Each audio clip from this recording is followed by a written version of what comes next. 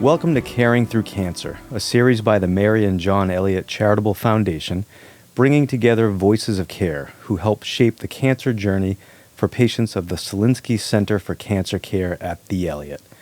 Thank you for joining us as we walk this path together, one compassionate conversation at a time. Kristen Jordan is the manager of Oncology Services and Program Development at the Solinsky Center for Cancer Care at the Elliot. In her role, Kristen works across our community with patients, their loved ones, and staff to identify how our cancer center can support each unique individual.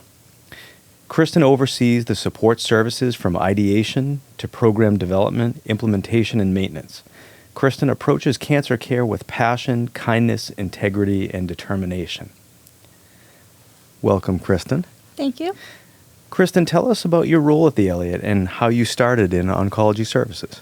So my role at the Elliot is the manager of oncology services and program development. I started at the Elliot 7 years ago, and the reason that I got into oncology in the first place was because I have been touched by cancer in every realm of my life. Every family member I have ever lost died of cancer. As young as my aunt was 32. When she died of breast cancer, it was her second occurrence, and she died on her only son's 8th birthday.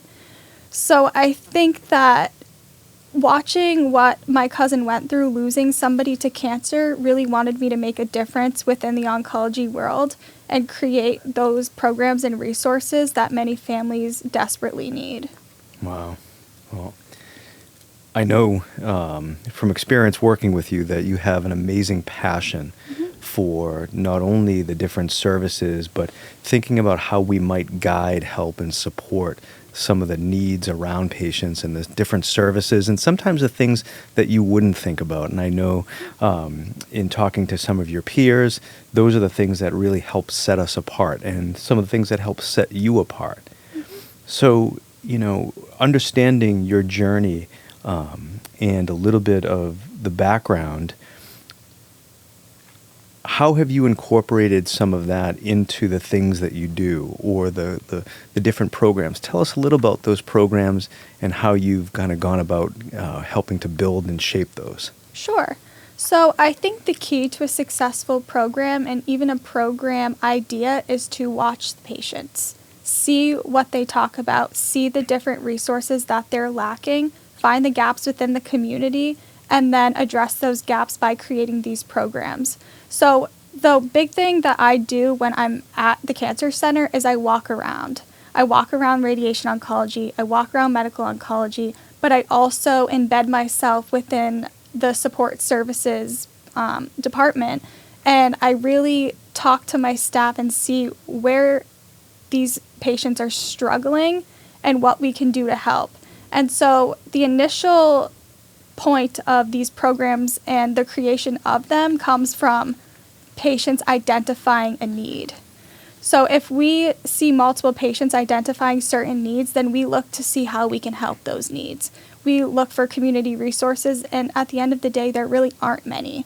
So it's our job to create our own resources, and that's how all of these programs have been implemented and created within our cancer center.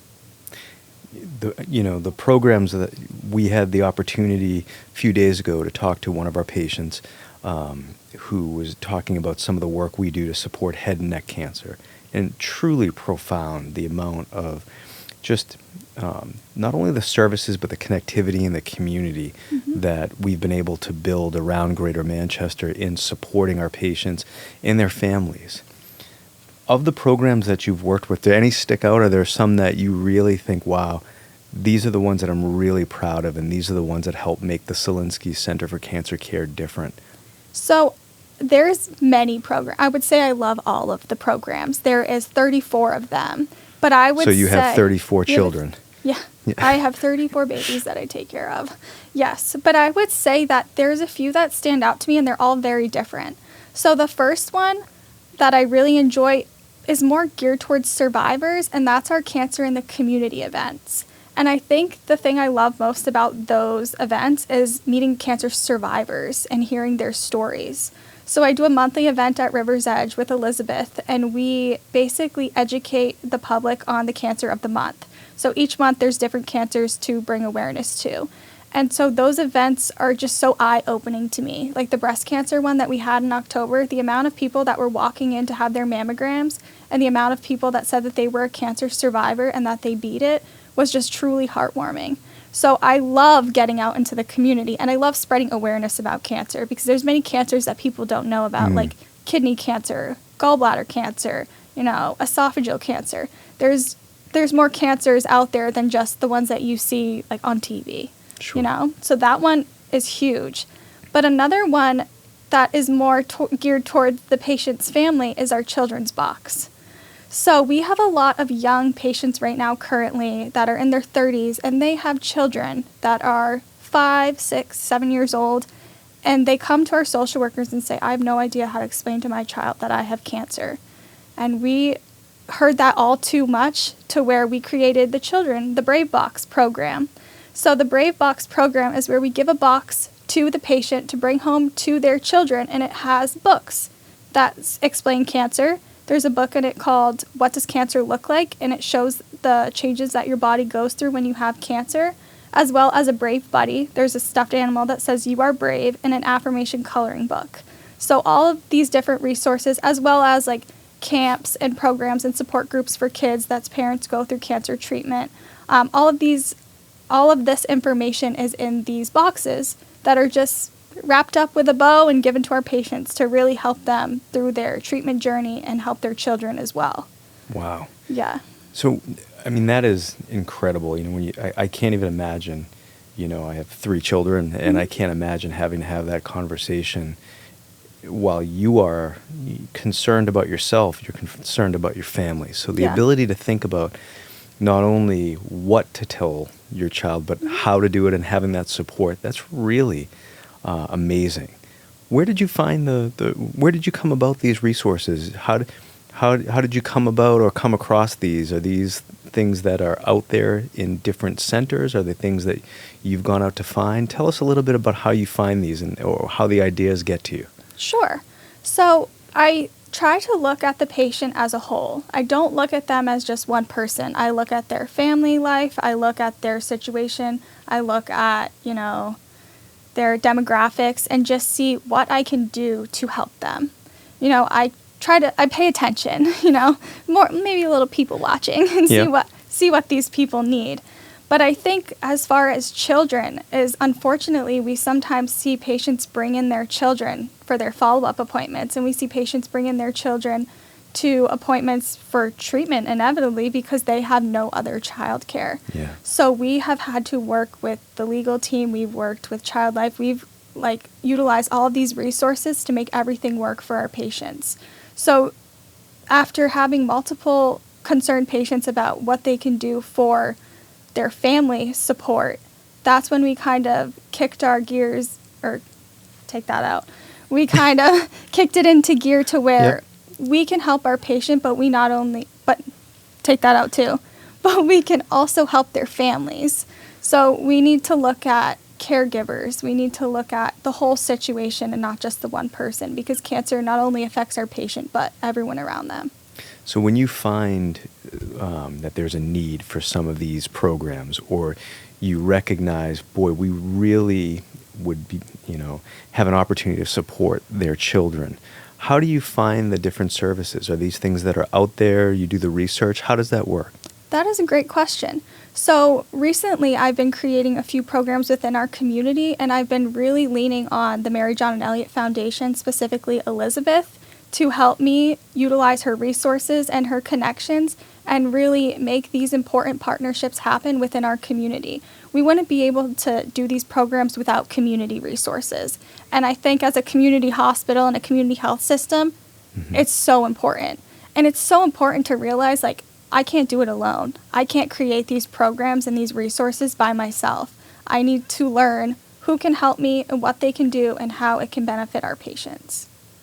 Are there any stories, do you have, I have to imagine, with the support that you and your teams give to patients and some of the different things that we don't really think about when we think about patient care, I have to imagine that these leave some lasting impacts And, I know you talked about seeing people out in the community for survivorship. Are there one or two stories of patients, families that have utilized programs that you've had a part in shaping that kind of really stand out and make you proud? Are there any that you could share? Sure. So last Christmas, we sponsored an end-stage glioblastoma cancer patients' children for Christmas. And so we collected gifts based on what the little boy and the little girl liked, as well as what the mom and dad requested. And so I remember collecting and wrapping those presents and just feeling like just such a sense of accomplishment that like we can do things that aren't within the realms of the hospital. We're making somebody's Christmas. We're able to support them in ways outside of their treatment. And I remember driving to the patient's house and dropping these gifts off and visiting him as he was on hospice at home. And he wasn't talking at the time, but he leaned over and he grabbed my hand. And his wife said that's his way of saying thank you. I also remember sobbing after that because I was just like, in this moment, I made the biggest difference, and it felt like the smallest gesture.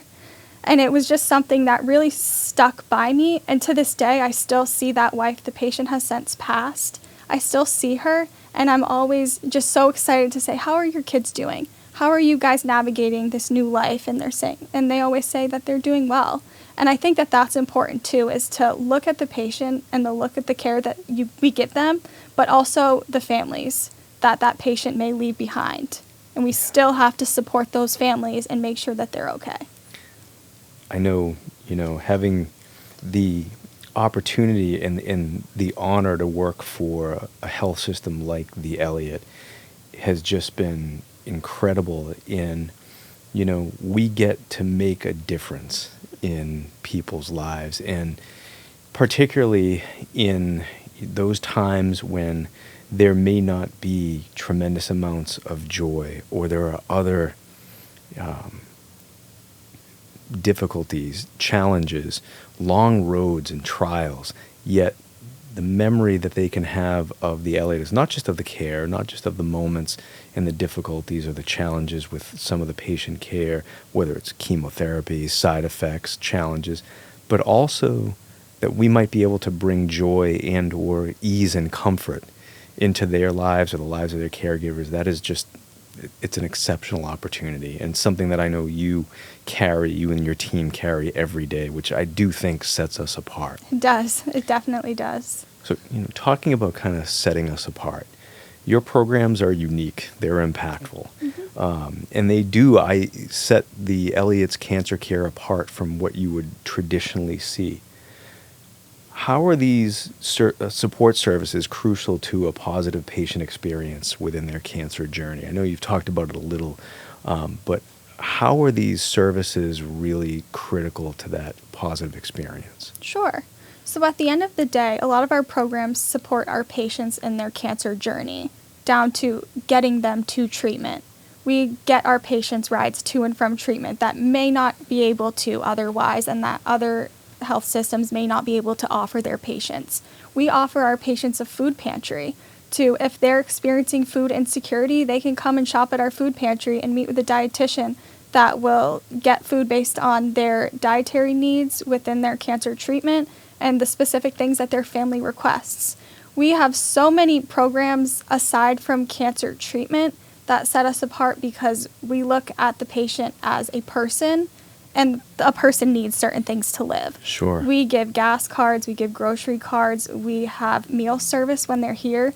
A lot of our patients, their only meal that they'll get during the day is the one that they get on treatment. And that for us is very hard to swallow, but it's also something that we take pride in being able to offer them. So our programs go on and on as far as what we can do and what we offer our patients. It's just some of these very vital things that they need to survive are the very few things that we can.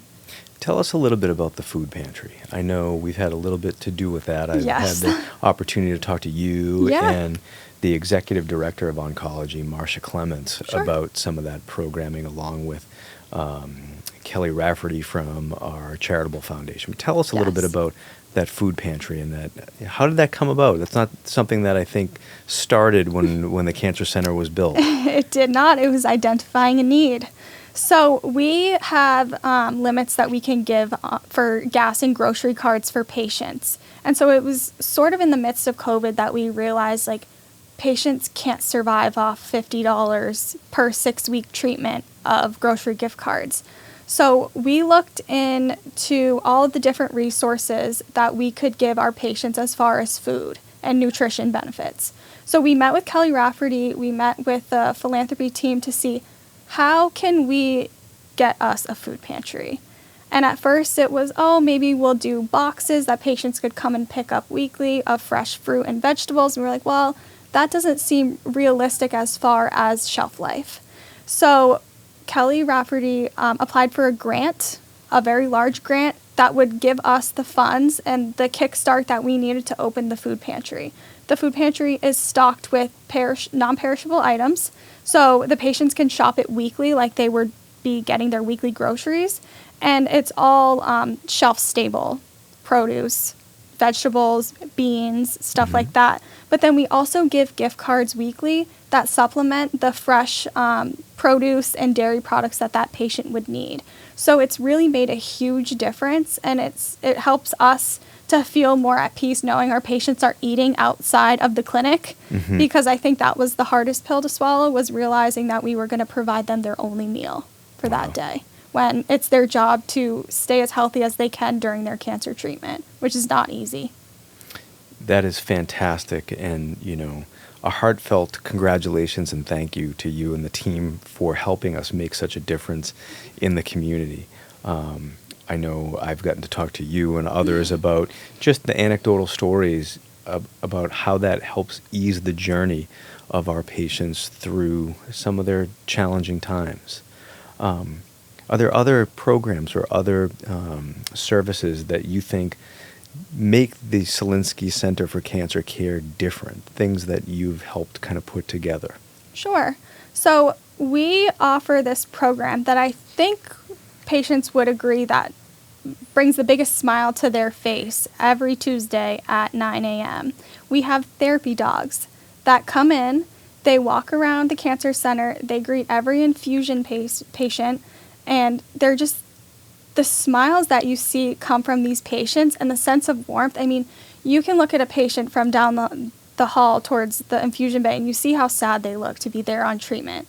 If you approach them with a golden retriever, you see the light just shine through their eyes in that very moment.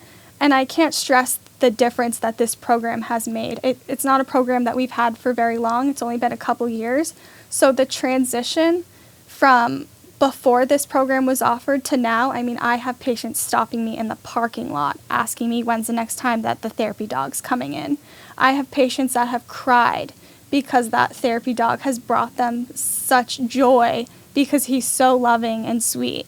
I mean, it's truly a great program and something that, the Elliot is very lucky to have. Oh, that's fantastic. How many dogs? What kind of breeds? So we currently have 2 golden retrievers. We have a German Shepherd mix, and then we have a golden doodle, I want to say. And we also have a mutt mix. I'm not sure what.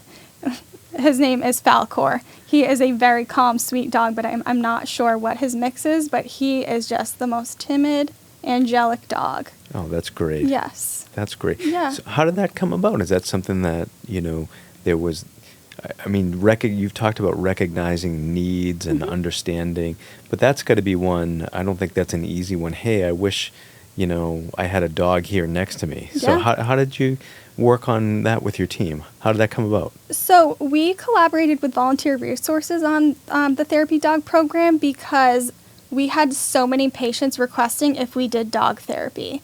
And at one point I was like, what is dog therapy? I don't know anything about dog therapy. And then I was pleasantly surprised to find out what it was. And when I first met one of our therapy dogs, Finley, I'm sure many people who are watching this podcast know who Finley is because he is everywhere in the Elliot Hospital. He visits every department, not cancer specifically, but he makes his way around. So when I met Finley for the first time and saw the amount of warmth he brought to me in the volunteer office, I was like, you need to come to the Cancer Center. Our patients will truly benefit from this, just love, not even service, program, just love. And he did, and now when I tell you the angry looks that I get from patients when he misses a visit is just terrifying. But I tell them, Finley has a very busy schedule. He will be back.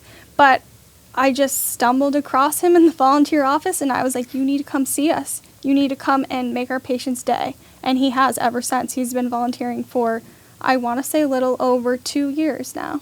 Wow, that's great. Yeah. Are there what kind of programs are you working on? Do you have any that are in development? I do. I have quite a few that are in development. So I have, sorry, my phone's going off. I have a program that revolves around end-of-life care. So the end-of-life care is more geared towards the patient's family and remembering their loved one. So we're working with a local photographer that would offer our patients family pictures that are terminal. So they will obviously pass away after these pictures are taken, but it's a keepsake for their families to have of them. And this would be free of cost. We would print them out, we would frame them, and we would deliver them to the patients. Oh, wow. And I think that I met with a photographer last week, and she was telling me, she's like, you never know when a picture that you have of somebody is the last picture. And that really stuck with me and really just made me think, like, a lot of our patients need that. A lot of our patients deserve to have these professional photos done and their makeup done to where they feel beautiful and they have, or their family has that to reflect on once they've passed. Yep. So we're also working on an anticipatory grief program through Friends of Anya, which is over on the west side. It's a center for grieving children.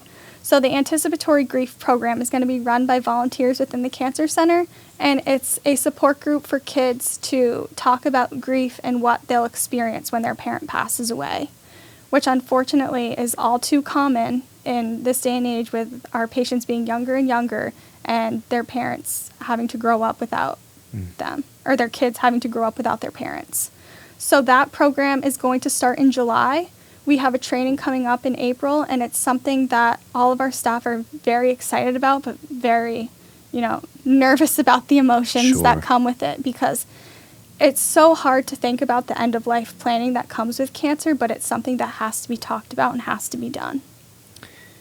The ability to think about services not only that meet unanticipated needs, but that deal with really heavy, difficult, but real topics. Mm-hmm.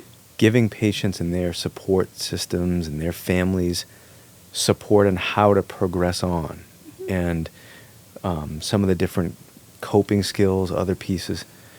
Not only is it just simply amazing, but it's also courageous. Mm-hmm. And your team's willingness to engage in that really is one of the things that helps make our Cancer Center something special and very different.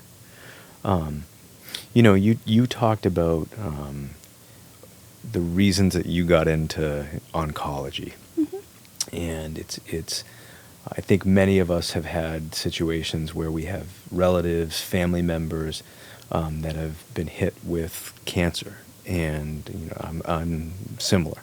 And I was telling Leanne Tuesday that I wish I had had an opportunity to have, my father, when he was going through his diagnosis, to have the opportunity to have the support and the care that our Cancer Center gives. He was in Florida, so he was unable to. Is there a program that you have worked on or helped to develop that has been kind of personal for you, that you think, this is something I really wish that, my loved one had when they were going through that? I know that, I've talked to Marcia and others about different programs that would have been great to have. Is there something that sticks out in your mind that personally, that's one that I really enjoy working on and rolling up my sleeves? And, while going to work sometimes can be challenging, I would imagine that there are some rewards when you're making a difference. Is there one that sticks out in your mind personally? So ironically, you say one. I would say all of them, because in the midst of COVID, my uncle got diagnosed with head and neck cancer, and he was a patient of the Elliot. And I sat with him every day that he had his radiation treatment. Every single day, I wheeled him to and from his car. He was so stubborn, he said he had to drive himself. And so he would come alone because he didn't want anyone to go through it with him. And so I just remember sitting there, and I remember just watching him just deteriorate and just get sicker and sicker. And I was like, there has to be something that we can do for patients that just are down in the dumps. They just don't feel great. And the different things that can really help them along this journey. And so I really took him as an example as to what I could do to help people and how I could help people, because I think the hardest part and the hardest experience of my job was watching someone I love go through cancer and then pass away from it. He ended up passing away from metastatic brain cancer. So I looked at my family and what they needed in that time, now that I'm of age to help out. And when my aunt passed away, I was only 4. So I couldn't do much to support people. But now I can. And I think he is what really drives me to make a difference in this community, because although he had a supportive family and he had resources, he still struggled and he still needed help. But he was too prideful to take that help. So having our support groups and having our social workers, Melissa and Emily, run these support programs and these grief sessions, as well as just listening to people talk and knowing that they're heard, is huge. Support groups, people think that they're just talking about, the hard times that you're going through based on your cancer treatment. But it's meeting a community that's just like you, and they're going through the same thing that you are. So you feel a sense of comfort knowing that you're not alone, even though in that moment during your cancer treatments you feel alone. Yeah. So I would say all of these programs, they mean everything to me, because I want to make a difference in this oncology world. Well, you certainly have. And I think, our Chief Executive Officer, Dr. Greg Baxter, frequently reflects on how can we always be better tomorrow than we are today. And it is so inspiring to work for a place that doesn't mean just the kind of care, the quality of direct patient care, but how can we also be better for the community? Mm-hmm. How can we be better for our patients and meeting their needs? And that inspiration and what you drive in terms of these programs do exactly that, and help us be better tomorrow in servicing and supporting our patients. It's truly remarkable. In developing that, we talked about the food pantry and building up some of the different programs and supporting them. What role does philanthropy play? Philanthropy is the backbone of any program that I would need to create, question of whether I could create it.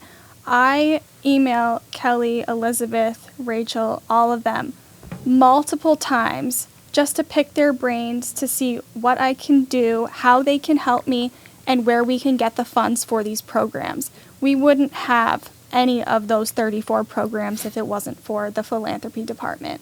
Elizabeth specifically has been helping me so much as far as these programs go. She has learned it. She spearheads the walk. I mean, she's right there with me in these community events, making sure that she's making her presence in the community be known as a philanthropic arm to the community, as well as me doing the education piece. So I think that we really make a great team, and I could not do my job without it. I wouldn't have any programs if it wasn't for them. Yeah, the Mary and John Elliot Charitable Foundation is the philanthropy wing of the Elliot Health System, and they are a powerhouse. Yes. I'm also, I think I'm also a physical therapist by training. Yeah. And for years have overseen the rehab program, which has also been a big partner for our cancer services. Yes. And a few years ago, through their philanthropic efforts in helping us with our garden party, we were able to procure funding for 3 massive patient support lift mounts for our comprehensive rehab program at our Holt Avenue location. Awesome. And our charitable foundation helps support so many programs, and I think the opportunity to partner with them and also that kind of combination in terms of here are new things that we can do to support patients, and your ideas and thinking about how do we build these are critical, because those are the things that drive people who want to help. And that's, our greater Manchester population has been amazing in supporting and donating and helping us build those programs, particularly when they know the potential benefit that they're going to have. 100%. And I think this has been great in helping to kind of tell that story. Mm-hmm. So if you were talking to whether it was potential donors or different partners, tell us about how you see our programs expanding. How do you envision your programs and the support that we do at the Cancer Center growing? So the growth of the Cancer Center would be based off of community engagement. So I think that our programs are only going to get bigger based on how many of our community members are willing and want to participate. I have yet to meet a place of work, an establishment that didn't want to participate in something cancer related, because unfortunately everybody touches everybody. Correct. Yeah. Everybody's been touched by cancer, and it's a population that without a doubt anybody will help.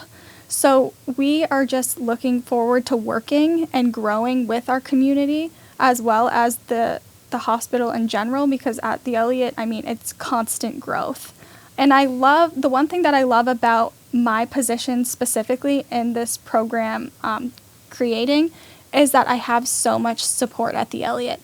I don't think I've ever been told no, which I don't think is the best thing to put out there, but any idea I have, I run with it. And I think that's a great thing to put out there. It is great, but we have some, the leadership, the board, the support for the Elliot Health System is constantly focused on growth and our mission to inspire, heal, and serve. And if we can do that at a higher level, let's get after it. Yeah. And so, I don't think we've ever accomplished too many things by being focused on no. And yeah. I think the Elliot's point of view has been not necessarily no, but how, right? And so if we want to grow some of those programs, what are some of the ways you see the Cancer Center support programs growing? I think they're going to grow in the sense of working with different vendors and working with different businesses. For example, we are currently working on a makeup and skincare initiative for our patients, not female specifically, but in general, the younger patients that go through some real confidence issues after cancer. So I had reached out to Elizabeth and the foundation, and I said, I need you to help me put this program together, because we have so many patients that are reaching out like, I don't feel good after having my cancer. I don't look right. I'm lacking that self-confidence that I need. How can you help me? What can you refer me to? And I'm like, great, challenge accepted. So I emailed Elizabeth and I was like, hey, we need to do like a makeup and beauty event. We need to teach these patients how to draw on their eyebrows and take care of their skin. And she was like, you got it. I'm going to reach out to a bunch of different cosmetic companies within our community and see who gets back to us. One of them reached back out, and we're now putting on this awesome makeup and skincare event in May that will benefit so many patients and help their confidence. And I think utilizing your resources and knowing who you can turn to and who can help you to create these programs and watch them grow is the biggest way for them to grow. Outstanding. So if you had to pick one way for community members to support local cancer care, what is it and why? So I would say local community members can support cancer care by being involved, getting to know your cancer center, getting to know the people in your cancer center and the patients and what they need. We have many different events that would showcase that. Attend the Walk for Hope. Meet all of the Cancer Center team and see what we do. And if you're interested in being a part of it, there's many different programs that people can donate to. And these donations really drive our programs, and the success of the programs are based on that. So I think learning would be the first step, and then engaging if they're interested. Excellent. Before we close, if you mentioned that the best thing that we could possibly do would be to reach out to community vendors to support these programs. You have an audience. What would you ask of them?